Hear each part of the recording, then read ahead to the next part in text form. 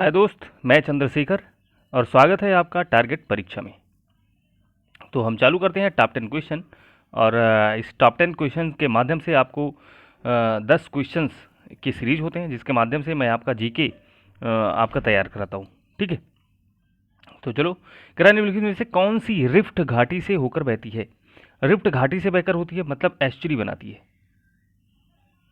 देखो, दो नदियाँ होती हैं, दो प्रकार की। एक तो डेल्टा बनाती हैं, ठीक है, और एक एस्चुरी बनाती है, मतलब रिफ्ट घाटी से होकर बहती है। तो वो नदी कौन सी है? नर्मदा। ठीक है, और नर्मदा नदी आपको बता दूं ये अरब सागर में गिरती है। अरब सागर। तो नर्मदा नदी अरब सागर में गिरती है। और जो सारी नदियां हैं वो देखो, वो अब देख, कृष्णा नदी कहाँ गिरती है? बंगाल की खाड़ी। गंगा नदी बंगाल की खाड़ी, ठीक है। और ब्रह्मपुत्र नदी ये भी बंगाल की खाड़ी। तो यहाँ सब गिरती हैं, लेकिन नर्मदा नदी ये अरब सागर में गिरती है। और सारी नदियाँ डेल्टा बनाती हैं, लेकिन नर्मदा नदी एस्चुरी बनाती है। ठीक है, और आपको बता दूं कि पश्चिम की ओर बहने वाली और अरब सागर में गिरने वाली सबसे बड़ी नदी है नर्मदा। ठीक है, चलो आगे चलते हैं। निम्नलिखित में से कौन सा पूर्वी द्वीप है निम्नलिखित में से पूर्वी द्वीप समूह का कौन सा द्वीप 3 देशों में विभाजित है? देखो, अगर मेरा एक भूगोल का आप चैप्टर वाइज सीरीज चल रहा है, तो जैसे वहाँ मैं पूरा विश्व का भूगोल आपको बहुत अच्छे से पढ़ाता हूँ। तो ये सारी चीज़ें वहाँ पे बहुत अच्छे से पढ़ाई पढ़ाई गई हैं। ठीक है, ये द्वीपों के बारे में, तो उसको जाके पढ़ो। तो ये कह रहा है कि कौन सा द्वीप है, तो ये बोर्नियो द्वीप है। ठीक है, बोर्नियो द्वीप जो है वह 3 देशों में विभक्त है। कौन कौन? इंडोनेशिया, मलेशिया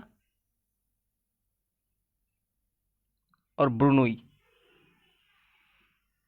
ठीक है, तो ये 3 देश हैं, मतलब एक द्वीप है। ठीक है, एक द्वीप, और इस द्वीप पर 3 देशों का अधिकार है। किसका किसका? इंडोनेशिया, मलेशिया और ब्रुनोई। तो सबसे ज़्यादा जो हिस्सा है इस द्वीप पर वो इंडोनेशिया का है, लगभग 72% हिस्सा। ठीक है, तो 72% हिस्सा इंडोनेशिया का है, मतलब सबसे ज़्यादा हिस्सा किसका है? तो इंडोनेशिया का है। और आपको पता है इंडोनेशिया की राजधानी पूर्वी कालीमत्तन जो अभी नई बनी, वो इसी इसी द्वीप पर है। किस द्वीप पर? बोर्नियो द्वीप पर है। लेकिन इंडोनेशिया की जो पहले राजधानी थी जकार्ता, ठीक है, जकार्ता, वो जावा द्वीप पर थी। किस द्वीप पर थी? तो जावा द्वीप पर थी। लेकिन जो अभी राजधानी बनी है वो बोर्नियो द्वीप पे है। ठीक है, सबसे पहले तो ये याद रखना है। और बोर्नियो द्वीप एशिया महाद्वीप में आता है। ये सारे जो देश हैं ना, वो एशिया महाद्वीप के देश हैं। तो आपको इतना याद रखना है। ठीक है, आगे चलते हैं। कह रहा है यदि अरुणाचल प्रदेश में तिरप में सूर्योदय 5 बजे होता है, तो गुजरात में कांडला में सूर्योदय कब होगा? देखो, सबसे पहले तो ये जान लो, जो हमारा ये भारत का मैप है, मान लो। ठीक है, वैसे तो मैं बहुत अच्छा नहीं बना पाता, लेकिन समझिएगा आप लोग। ठीक है, जो भी थोड़ा सा यहाँ पे सही कर लेते हैं। ठीक है, ये मान लो। तो अब देखो, ये जो सबसे पूर्वी, भारत का सबसे पूर्वी राज्य है, पूर्वी राज्य, वह है अरुणाचल प्रदेश। ठीक है, और जो भारत का सबसे पश्चिमी राज्य है वह है गुजरात। ठीक है, तो सबसे पहले जो सूर्योदय, भारत पर सबसे पहले जो सूर्योदय होता है वो भारत पर होता है। कहाँ होता है? यहाँ, अरुणाचल प्रदेश। ठीक है, भारत में सबसे पहले सूर्योदय जहाँ होता है वो अरुणाचल प्रदेश में होता है। और सूर्यास्त, सूर्यास्त कहाँ होता है? यहाँ पे होता है, गुजरात। तो जो सबसे पूर्वी भाग है उसको बोलते हैं किबुत। किबुत। ठीक है, और जो सबसे पश्चिमी भाग है उसको बोलते हैं गौरमौता। गौरमौता या गुहार मौता बोला जाता है।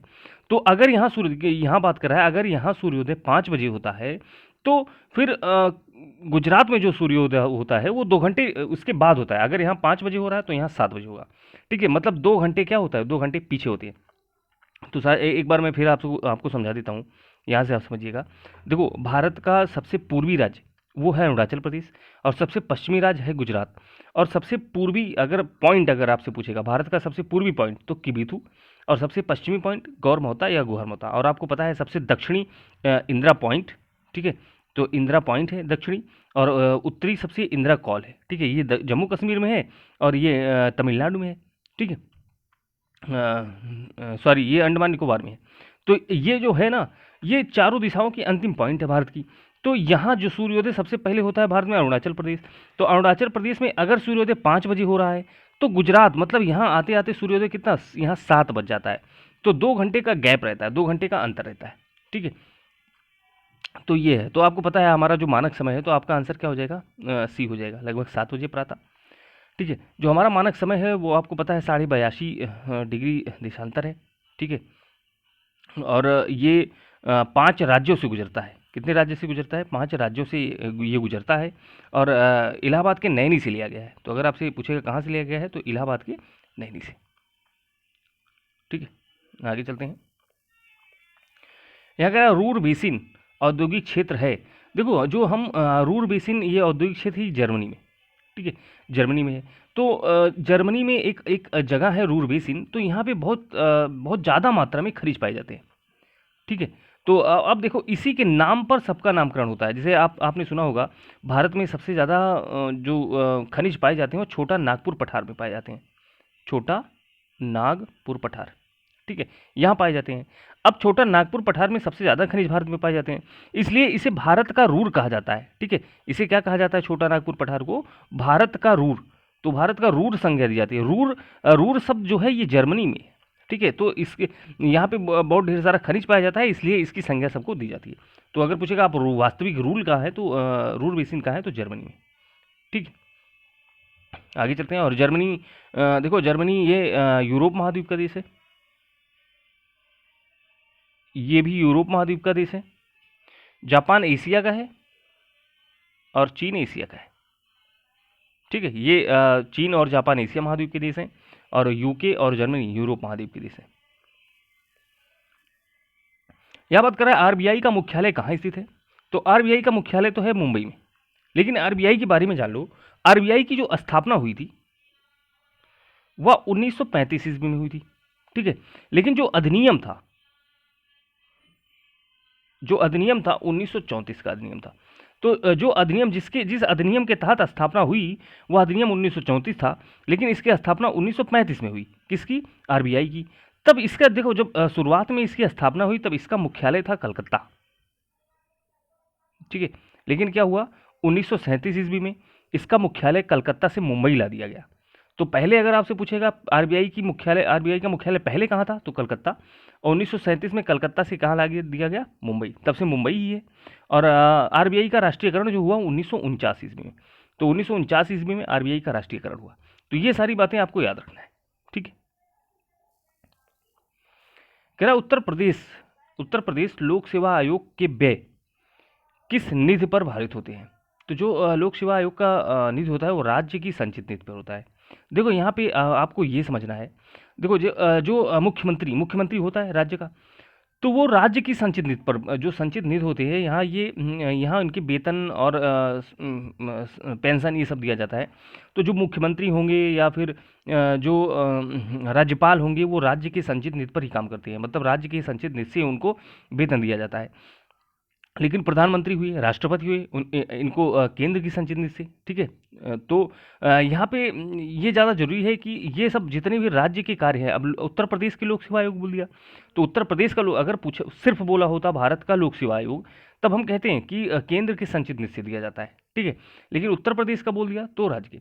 और एक बात है और आपको याद रखना है, देखो जैसे उच्च न्यायालय का न्यायाधीश हुआ, उच्चतम की बात नहीं कर रहा हूँ, उच्च न्यायालय, ठीक है, उच्च न्यायालय का बात हुआ। तो उच्च न्यायालय का वेतन, तो सभी उच्च न्यायालय सभी राज्यों में अलग अलग हैं। तो उच्च न्यायालय का वेतन राज्य की संचित निधि से दिया जाता है, लेकिन इनका पेंशन भारत की संचित निधि से दिया जाता है, ठीक है। मतलब केंद्र की संचित निधि से या भारत की संचित निधि से दिया जाता है। ये इंपॉर्टेंट है, आपको याद रखना है। आगे चलते हैं। यहाँ बात करें प्रोटेम स्पीकर का कार्य क्या होता है। तो देखो प्रोटेम स्पीकर का चुनाव तब होता है जब लोकसभा का चुनाव होने लगता है, ठीक है। जब लोकसभा का चुनाव होने वाला होता है तो प्रोटेम स्पीकर को चुना जाता है। तो प्रोटेम स्पीकर तब चुने जाते हैं, लोकसभा का चुनाव होता है। लोकसभा चुनाव होने के बाद तो जो लोकसभा अध्यक्ष बनते हैं, जब तक लोकसभा अध्यक्ष के चुनाव नहीं हो जाता, जब तक लोकसभा अध्यक्ष का चुनाव नहीं हो जाता तब तक जो कार्यभार देखता है वो प्रोटम स्पीकर देखता है। अच्छा, प्रोटम स्पीकर का कार्य क्या होता है? सदस्यों को शपथ दिलाना। ठीक है, सबकी नियुक्त होगी, सबको शपथ दिलाएगा, तो फिर लोकसभा अध्यक्ष की भी नियुक्त हो जाएगी, तो उसको भी शपथ दिलाएगा। उसके बाद क्या होगा, उसके बाद इनका काम खत्म हो जाता है। ठीक है, जब इनका काम खत्म हो जाएगा तो फिर उस समय लोकसभा अध्यक्ष जो नियुक्त किए जाते हैं, जो बनते हैं, वो आ जाते हैं। ठीक है, तो अगर पूछ लेगा अब कौन सी लोकसभा अध्यक्ष चल रही, 17वीं। इस समय लोकसभा अध्यक्ष कौन है? ओम बिरला जी हैं। ठीक है, ओम बिरला जी। और इनका कोटा से निर्वाचित हैं। ये कहाँ से? कोटा निर्वाचन क्षेत्र है। 17वीं लोकसभा चल रही है। तो अगर पूछेगा प्रधानमंत्री मोदी किस लोकसभा में प्रधानमंत्री बने, तो देखो 16वीं में बने, 17वीं में बने, अब 18वीं देखनी है। अब की बार 18वीं लोकसभा होगी। ठीक है, अब ये मिलान करना है, ये अनुच्छेद है। तो देखो कह रहा है अनुच्छेद 14, तो आपको पता है अनुच्छेद 14 समानता का अधिकार है। अनुच्छेद 14 में क्या बताया गया है? समानता का अधिकार। और जो ये मौलिक अधिकार लिए गए हैं ये अमेरिका से लिए गए हैं, मतलब यूएस से। ठीक है, तो अमेरिका के संविधान से लिया गया है ये मौलिक अधिकार, आपको याद रखना है। अनुच्छेद 36 क्या है? नीति निर्देशक तत्व है। अनुच्छेद 36 में नीति निर्देशक तत्व हैं जो अनुच्छेद 36 से 51 तक है। और यह आयरलैंड के संविधान से लिया गया है। किसके? आयरलैंड के संविधान से लिया गया है। ठीक है, अनुच्छेद 74 क्या है? अनुच्छेद 74 कहता है मंत्रिपरिषद का गठन, मतलब मंत्रिपरिषद का गठन कैसे होगा। ठीक है, और अनुच्छेद 368 क्या कहता है? संविधान संशोधन। 368 कहता है संविधान संशोधन, और संविधान संशोधन की प्रक्रिया दक्षिण अफ्रीका से ली गई। ठीक है, कहाँ से ली गई है? दक्षिण अफ्रीका से ली गई है। और भारत में जो पहला संविधान संशोधन हुआ था वह 1951 में हुआ था, और इसमें 9वीं अनुसूची जोड़ी गई थी। तो अगर आपसे पूछेगा कौन सी अनुसूची जोड़ी गई थी, तो 9वीं अनुसूची 1951 में हुई थी, 9वीं अनुसूची जोड़ी गई थी। राइट, तो आप शायद समझ पाए होंगे। अब ये आपको मिलान करना है। ए का हो गया 4, तो ए का 4 ऐसे लिख लो, और बी का हो गया, सॉरी, ए का 3, बी का 4, और सी का 2, और 3 4 1 2 1। तो जो आपको मिलेगा तो 3 4 2 1, मतलब आपका डी वाला ऑप्शन सही है। आगे चलते हैं। कह रहा पंचायतें और नगर पालिकाओं के संबंध में भारतीय संविधान में किस वर्ष प्रविष्ट हुई है? देखो जो पंचायत और नगर निगम थे, इनको बाद में जोड़ा गया, पहले संविधान में थे नहीं। तो 73वें संविधान संशोधन और 74वें संविधान संशोधन में ये जोड़े गए। ठीक है, तो 73वां संविधान संशोधन, देखो 1992 संविधान संशोधन तो हो गया था, लेकिन जो लागू हुआ ये 1993 से लागू हुआ। ठीक है, तो सबसे पहले तो ये याद रखना है कब से चालू लागू हुआ, तो 1993 से। देखो 92 ऑप्शन भी नहीं है। तो 73वां संविधान संशोधन 1992 लागू हो गया था, लेकिन जो चालू हुआ वो 1993 हुआ। इसमें क्या हुआ? इसमें 11वीं अनुसूची जोड़ी गई। ठीक है, पहले 10 ही अनुसूची थी, पहले तो 8 थी, लेकिन जोड़ते जोड़ते फिर 10 बची। जब 73वें संविधान संशोधन में 11वीं जोड़ी गई, और 74वें संविधान संशोधन में 12वीं अनुसूची जोड़ी गई। इसके बाद क्या हुआ? इसको भाग 9 में रखा गया, इसको भाग 9A में रखा गया। ठीक है, ये क्या है? ये पंचायत, ये न्याय पंचायत है, और ये नगर पालिका है। ठीक है, ये नगर पालिका इसमें रखा गया। तो ये सारी चीज़ें आपको याद रखनी है। भारतीय संविधान की प्रस्तावना में पंथ निरपेक्ष शब्द कब जोड़ा गया? तो आपको पता है 42वें संविधान संशोधन 1976 में हुआ था, और उस समय इंदिरा गांधी की सरकार थी। ठीक है, इंदिरा गांधी की सरकार थी, और आपातकाल भी लगा हुआ था। ठीक है, भारत में उस टाइम आपातकाल भी लगा हुआ था। तो अगर आपसे ये पूछे कि कौन से संविधान संशोधन के तहत आपातकाल भी लगा हुआ था, जब वो संविधान संशोधन हुआ तो आपातकाल भी लगा हुआ था, तो 42वां संविधान संशोधन। देखो प्रस्तावना में 3 शब्द जोड़े गए थे, एक समाजवादी और एक धर्मनिरपेक्ष। धर्मनिरपेक्ष को ही पंथ निरपेक्ष भी बोलते हैं। ठीक है, और एक अखंडता। तो ये 3 शब्द जोड़े गए थे, और इसमें 42वां संविधान संशोधन जब हुआ 1976 में, तो ये तीनों शब्द जोड़े गए। ठीक है, और एक ही बार, अभी तक अगर पूछेगा संविधान की प्रस्तावना में कितनी बार संशोधन हुआ है, तो एक बार। और प्रस्तावना को संविधान की आत्मा कहा जाता है। तो अगर पूछेगा कि संविधान की आत्मा किसे कहा जाता है, तो प्रस्तावना को। और ऐसा कहा जाता है अगर भारत का संविधान जानना है तो भारत की प्रस्तावना पढ़ लो। ठीक है, और प्रस्तावना लागू कब हुआ, भारत में अपनाया कब गया प्रस्तावना? तो 22 जनवरी 1947। तो 22 जनवरी 1947 को प्रस्तावना भारत में अपना लिया गया। ठीक है, तो ये आपको याद रखना है। और दूसरा बात अगर हम करें, और अगर हम आगे बात करें प्रस्तावना किसके निर्देश पे आया, तो नेहरू की।